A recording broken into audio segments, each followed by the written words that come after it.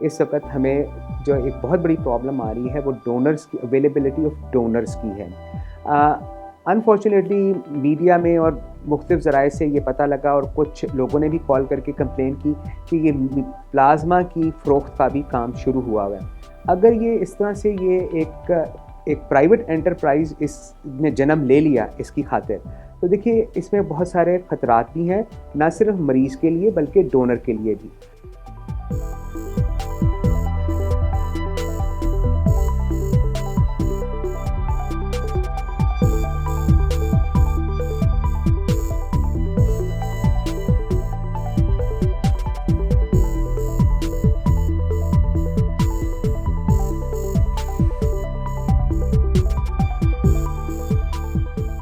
इस साइट का मेन मकसद हमारा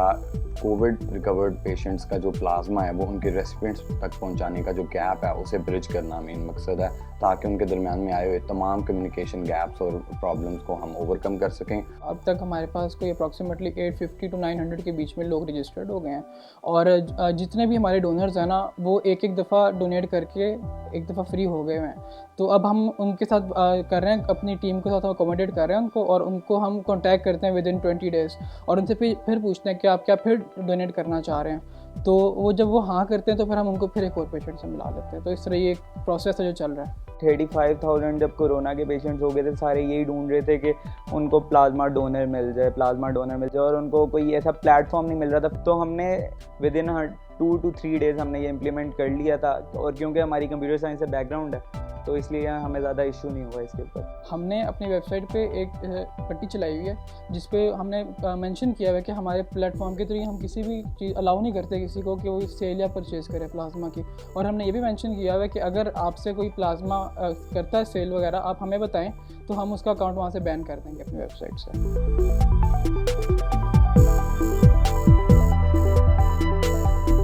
डोनर्स जो हैं वो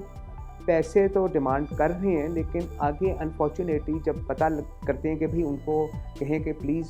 किसी की मदद हो जाएगी, जान बच जाएगी, उनके लिए आप ये एक अतिया दे दें, तो उनकी तरफ से भी फिर जवाब आता है कि जी देखिए हमारे घर में बिजली कटी हुई है, बच्चों के लिए खाने के पैसे नहीं। तो मेरी गुजारिश ये होगी